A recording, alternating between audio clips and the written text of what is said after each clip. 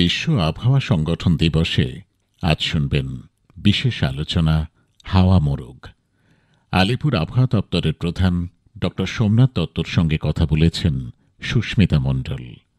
আজ শুনবেন প্রথম পর্ব। দ্বিতীয় পর্ব আগামী মঙ্গলবার সঞ্চয়িতায়। 23শে মার্চ বিশ্ব আবহাওয়া সংগঠন দিবস। এবছর দিনটির মূল বিষয় বা theme closing the early warning gap together. আজ আমাদের আলোচনা এই আবহাওয়া সংগঠন এবং সার্বিকভাবে আবহাওয়া নিয়ে। আমাদের সঙ্গে রয়েছেন আলিপুর আবহাওয়া দপ্তরের প্রধান ডক্টর সোমনাথ দত্ত। আপনাকে স্বাগত ডক্টর দত্ত। প্রথমেই জানতে চাইব, এই যে সংগঠনের জন্য একটা দিন চিহ্নিত করার প্রয়োজনীয়তা কি, আর এই বছরের থিমের তাৎপর্য কি?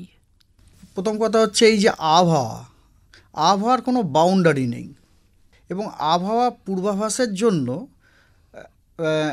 আবহাওয়ার প্রতিটা প্যারামিটার, যেটাকে আমরা বলি ওয়েদার প্যারামিটার, সেই ওয়েদার প্যারামিটারগুলোর অবজারভেশন করা খুব দরকার।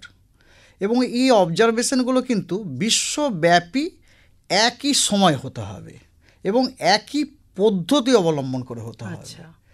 এবারে কথা হচ্ছে, তাহলে কোন পদ্ধতি?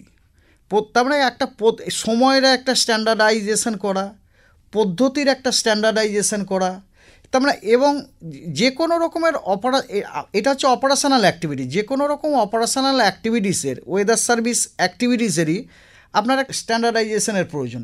এই সমস্ত রকম operational weather activities, climate service, weather সার্ভিসের সব রকমের স্ট্যান্ডার্ডাইজেশন করার জন্য একটা সংস্থার প্রয়োজন। সেটা ইট ওয়াজ ফেল্ড ইন 1950।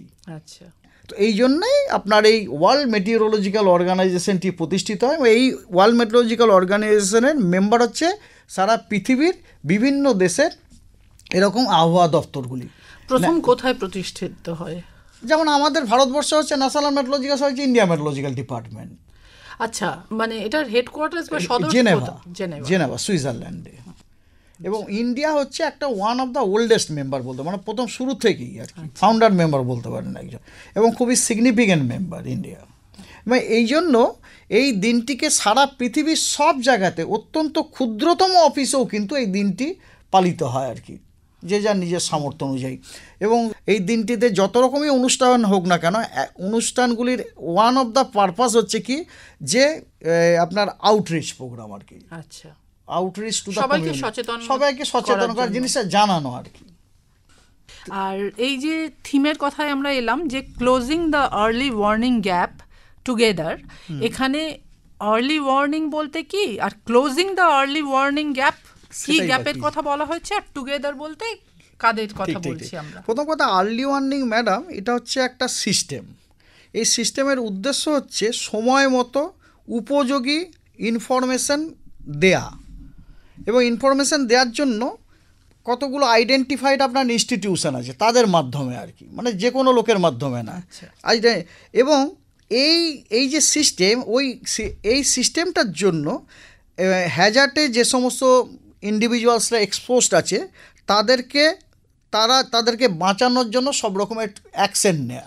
মানে কোনো প্রাকৃতিক বিপর্যয়ের যে পূর্বাভাস পেয়ে যাতে তাদের আগে থেকে বুঝতে পেরে যাব আমরা, তো ওটাকে আমরা এরকম বলা হয়, যেটা হচ্ছে এটা হচ্ছে ইন্টিগ্রেটেড সিস্টেম।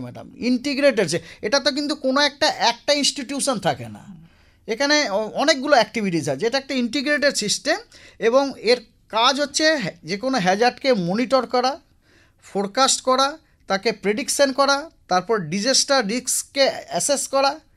মানে কোনো একটা হ্যাজার্ডাস ওয়েদার হলো, তার জন্য কতটা ডিজাস্টার হতে পারে সেটার অ্যাসেসমেন্টটাও খুব দরকার আর কি। এবং অ্যাকর্ডিংলি আপনার হ্যাজার্ডটাকে কমিউনিকেট করা, এবং প্রিপেয়ারনেস অ্যাক্টিভিটিস, অ্যান্ড আর একটা জিনিস আমরা বলি অ্যান্টিসিপেটরি অ্যাক্টিভিটিস, মানে কি হতে পারে সেটা ভেবেও তার জন্য একটা প্রস্তুতি দরকার। তো এই পুরো জিনিসটা হচ্ছে একটা আপনার আর্লি ওয়ার্নিং সিস্টেম।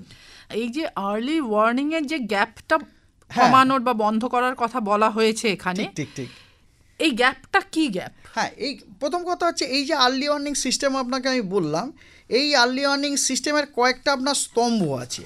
সেই স্তম্ভগুলো হচ্ছে, কয়েকটা স্তম্ভ আছে, যেমন ধরুন 4টে বড় বড় স্তম্ভ আছে। একটা স্তম্ভ হচ্ছে ডিজাস্টার রিস্ক সম্বন্ধে নলেজ, দ্বিতীয়টা হচ্ছে যে যে যে detection, observation, monitoring, analysis and forecasting of ডিজাস্টারস weather event. তারপরে একটা হচ্ছে ওয়ার্নিং, ডিসেমিনেশন অ্যান্ড কমিউনিকেশন। তারপরেরটা হচ্ছে প্রিপেয়ার্ডনেস। এই হচ্ছে 4টে স্তম্ভ আছে। এবারে এই 4টে স্তম্ভ 4টে ডিফারেন্ট অর্গানাইজেশনরা করে আর কি। যেমন ধরুন 2 নম্বর যে স্তম্ভটা সেটা করে সেটার জন্য হচ্ছে ওয়েদার সার্ভিসের লোকরা করে আর কি। মানে সারা পৃথিবীতে যেখানে যেখানে আপনার ন্যাশনাল মেট্রোলজিক্যাল সার্ভিস আছে, মানে এখানে আমাদের ইন্ডিয়া মেট্রোলজিক্যাল ডিপার্টমেন্ট, এটা হচ্ছে তাদের কাজ। তো এই যে 4টে পিলার আছে, এবারে এই যে 2 নম্বর পিলারটা রয়েছে, 2 নম্বর পিলারের মধ্যে আপনার প্রথম কথা আপনি বলছেন গ্যাপটা কি। গ্যাপটা হচ্ছে যে এই যে ডেফিনেশনের মধ্যে আছে, ধরুন গ্যাপটা হচ্ছে এই যে যখন ডিটেকশনটা যদি আমরা টাইমলি না করতে পারি, মানে কোনো জায়গায় কোনো ল্যাপস, কোনো জায়গাতে কোনো ল্যাপস যদি হয়, তাহলেই তো আপনার কথা সিস্টেমটা কাজ করবে না। ডিটেকশন বলতে আপনি বলছেন যে আমি ঠিক পূর্বাভাসটা চিহ্নিত করতে পারছি কিনা যে এখন কোনো ঝড় আসতে চলেছে বা হ্যাঁ, ঝড়ের তো একটা যেমন তো আমাদের রাডার পিকচারটা, রাডারটা যদি আমি ঠিক টাইম মতো ডিটেক্ট না করি, ডিটেক্ট করতে যদি ফেল হয়ে যায়, তাহলে তো ঘটনাটা ঘটার পরেই পূর্বাভাস আমি বুঝতে পারছি কিনা ঠিক সময়। হ্যাঁ, এটা হচ্ছে আপনার failure in the early warning system. বা ধরুন কথা হচ্ছে সিস্টেমটা কেউ যদি না অ্যাডপ্ট করে থেকে থাকে, দ্যাট ইজ অলসো, এই সিস্টেমটাকে অ্যাডাপ্ট করতে, এটাকে বলে multi hazard early warning system.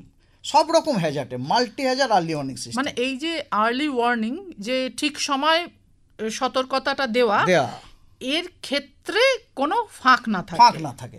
কথা হচ্ছে কি, সতর্কতাটা যখন আমি দেবো তখন কিন্তু আমার মাথায় রাখতে হবে আমার সতর্কতাটা যেন এফেক্টিভ হয়। ঝড় আসার 5 মিনিট আগে যদি আমি বলে দিই যে ঝড় আসছে বা বজ্রবিদ্যুৎ, তাহলে there is no point in telling. কিছুটা সময় দিতে হবে। যেমন ধরুন সাইক্লোনের জন্য প্রিপেয়ারনেসটা আমাদের ভয়ঙ্কর রকম বেশি। ধরুন কত আগে থেকে আমরা অথরিটিকে আমরা বলে দিতে পারি এরকম একটা সাইক্লোন আসতে চলেছে, এই ডাইরেকশনে মুভ করতে চলেছে, এই কোস্ট এফেক্টেড হতে পারে। তার ফলে কি হচ্ছে, এই সতর্কতাটা খুব এফেক্টিভ হয়ে যায়। তাহলে এর ডাউন লাইনে যে সমস্ত অর্গানাইজেশনগুলো আছে তারা প্রিপেয়ার করতে সময় পায় আর কি। তো ওইটা যদি আমি না দিতে পারি, দ্যাট ইজ অলসো ফাঁক। ওইগুলোই হচ্ছে আপনার আর্লি ওয়ার্নিং গ্যাপ আর কি। There are many such. For example, যেমন ধরুন লাইটনিংয়ের জন্য সবথেকে বড় যেটা জিনিস সার্ভিস, সেটা হচ্ছে অ্যাওয়ারনেস। ধরুন জনগণকে অ্যাওয়ার করা হয়েছে, জনগণ অ্যাডভাইস করা হয়েছে যে ওইখানে লাইটনিং হবে, থান্ডারস্টর্ম লাইটনিং হবে, ওই সময়তে কেউ যেন ঘরের বাইরে না যায়। বা ধরুন হিটওয়েভের জন্য বলা হলো কোনো একটা জায়গাতে সিভিয়ার হিটওয়েভ হবে এবং দুপুরবেলাতে কেউ যেন না থাকে। এবারে মনে করুন আমি যদি তোয়াক্কা না করে যদি বেরিয়ে যাই, তাহলে সেক্ষেত্রে বিপর্যয় আসতেই পারে। এবারে যাতে করে এইরকম ধরনের ঘটনা না আসে, তার জন্য কোনো একটা অর্গানাইজেশনকে দায়িত্ব নিতে হবে। তারা যদি এটাও একটা আর্লি ওয়ার্নিং গ্যাপ। এই জন্যই টুগেদার কথাটা আসছে, যে সংশ্লিষ্ট সবাই এই সব পক্ষের মধ্যে, যেমন আবহাওয়া সংগঠনের সবাই থাকছেন। কারা, হু আর দোজ অল, আপনি যেটা জানতে চাইছেন, জেনারেল পাবলিক, সর্বপ্রথম সাধারণ জনগণ, মেনলি ভালনারেবল গ্রুপ, মানে শিশু, বৃদ্ধ, তারপরে আপনার যারা সহজেই আহত বা আক্রান্ত হতে পারে, তারা, লোকাল কমিউনিটিজ এবং তাদের লিডার। মানে আমি বলতে চাইছি ধরুন গ্রাম বা গ্রাম পঞ্চায়েতের স্থানীয় যে সম্প্রদায় থাকছে, স্থানীয় অঞ্চল থাকছে, সেখানকার নেতৃবৃন্দ, তাদের নেতৃবৃন্দ। তারপরে হচ্ছে জাতীয় এবং স্থানীয় সরকার, মানে রাজ্য সরকার, জাতীয় সরকার, প্রশাসন।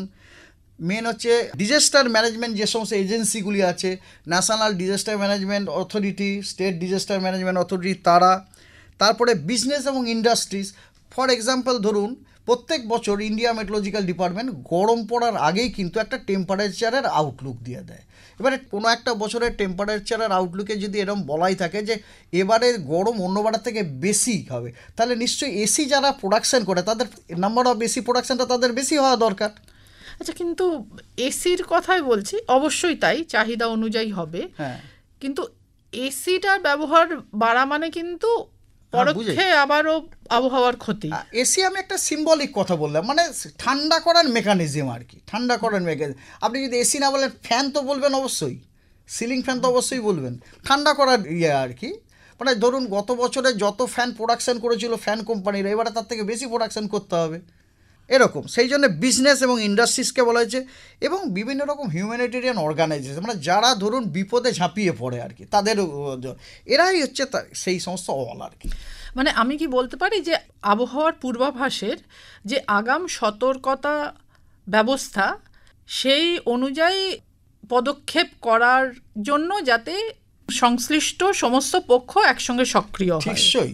নিশ্চয়ই তার মধ্যে সাধারণ জনগণও আছে আর কি। সাধারণ জনগণের কাজ হচ্ছে কি, যেমন ধরুন ফর এক্সাম্পল, যে এখন টিভি চালালেই দেখবেন যে একটা স্ক্রোল চলে, দামিনী অ্যাপ আপলোড করুন, ইউজ করুন। দামিনী অ্যাপটা হচ্ছে আমরা বজ্রবিদ্যুৎ থেকে বাঁচার জন্য। এবারে আমি ধরুন প্রত্যেক দিনই দেখছি তাই, কিন্তু তা সত্ত্বেও আমি এটা করছি না আর কি। ওটা কিন্তু দায়িত্বটা সাধারণ জনগণ হিসেবে তার রয়ে গেল আর কি, সকলের। সেখানেও যাতে ফাঁক না থাকে। বিপর্যয় রুখতে সবাইকে পূর্বাভাসকে কাজে লাগিয়ে সমস্ত পক্ষকে সক্রিয় হওয়ার ডাক দিচ্ছে এইবারের দিবসটি। আচ্ছা, আর একটা জিনিস জানতে চাইবো যে আমরা সাধারণ মানুষ যতটা দেখছি শুনছি, তাতে আমাদের মনে হচ্ছে যে বিশ্ব উষ্ণায়ন ও জলবায়ু পরিবর্তনের প্রভাব ইতিমধ্যেই মালুম হতে শুরু করেছে। আবার আবহবিদ, আবহবিজ্ঞানী এদের কারো কারোর মতে জলবায়ু পরিবর্তনের প্রভাব অনুভূত হতে সময় লাগে বহু বহু বছর। এত অল্প সময় তা সম্ভব নয়। আপনি কি মনে করেন? না, প্রথম কথা, আপনি যেটা প্রথমে বললেন, আপনার ফিলিংসটা কিন্তু কারেক্ট। কারণ ক্লাইমেট চেঞ্জ ইজ রিয়াল এবং ক্লাইমেট চেঞ্জ হতে চলেছে। কারণ ধরুন 2024 সাল হটেস্ট ইন দ্য হিস্ট্রি, সেটা ওয়ার্ল্ড মেট্রোলজিক্যাল অর্গানাইজেশন, মানে বিশ্ব মৌসুম সংগঠন, তারা কিন্তু অলরেডি বলে দিয়েছে। শুধু তাই না, আপনারা এটাও জানেন যে প্যারিস চুক্তি অনুযায়ী 1.5 ডিগ্রির বেশি হওয়ার কথা নয়, কিন্তু গত বছর কিন্তু ওটা অলরেডি আমরা ব্রিচ করে দিয়েছি, 1.55 হয়েছে আর কি। মানে বিশ্ব উষ্ণায়ন যে হচ্ছে তার ফল কিন্তু আমরা দেখতেই পাচ্ছি, আইস গলছে, এগুলো অলরেডি আমরা দেখতে পাচ্ছি। কিন্তু এটাও ঘটনা যে অনেক সময় আমরা যে কোনো জিনিসকে, মানে ধরুন একটা সিজনাল ওয়েদার প্যাটার্ন, যেটা নর্মাল ওয়েদার, সেটাকেও আমরা সবসময় ক্লাইমেট চেঞ্জের সাথে মানে অ্যাট্রিবিউট করে, that is not correct actually. কিছু জিনিস তার নর্মাল বিহেভিয়ার। যেমন ধরুন ফর এক্সাম্পল মার্চ, এপ্রিল, মে, এটা হচ্ছে গরমকাল, summer season as per meteorological calendar. Summer সিজনে ন্যাচারালি আপনার গরম পড়ারই কথা, এটা এখন গরম পড়ারই কথা। এবারে কথা হচ্ছে কি, আর একটা জিনিস আছে ম্যাডাম, সেটা হচ্ছে কি, যেহেতু আজকালকার দিনে সাধারণ মানুষের অ্যাফোর্ডেবিলিটি আজ থেকে 30 বছর আগে যে অ্যাফোর্ডেবিলিটি ছিল তার থেকে অনেক বেশি, তার ফলে আমাদের কিন্তু রেজিলিয়েন্সটাও অনেকটা কমে গেছে। তার ফলে যে অনেক সময় ধরুন আমি আমার নিজের পার্সোনাল গরম ফিলিংসটাকে আমি সবসময় মনে করি যে না, সত্যি গরম যেন অনেক বেড়ে গেছে, ইট ইজ ডিউ টু আপনার গ্লোবাল ওয়ার্মিং। কিন্তু যখন আপনি ডেটা পরীক্ষা করবেন তখন দেখবেন ইট ইজ নট সো, এর থেকেও বেশি টেম্পারেচার হয়তো ওই মাসে ছিল। মানে জলবায়ু পরিবর্তনের প্রভাব পড়তে শুরু করেছে, এই নিয়ে সন্দেহ নেই। কিন্তু যে কোনো জিনিসকে জলবায়ু পরিবর্তনের সাথে লিঙ্ক করে দেওয়া, ওটাও আবার ঠিক নয়। বিশ্ব আবহাওয়া সংগঠন দিবসে আজ শুনলেন বিশেষ আলোচনা হাওয়া মোরগ। আলিপুর আবহাওয়া দপ্তরের প্রধান ডক্টর সোমনাথ দত্তর সঙ্গে কথা বললেন সুস্মিতা মণ্ডল। আজ শুনলেন প্রথম পর্ব। দ্বিতীয় পর্ব শুনবেন আগামী মঙ্গলবার সঞ্চয়িতায়।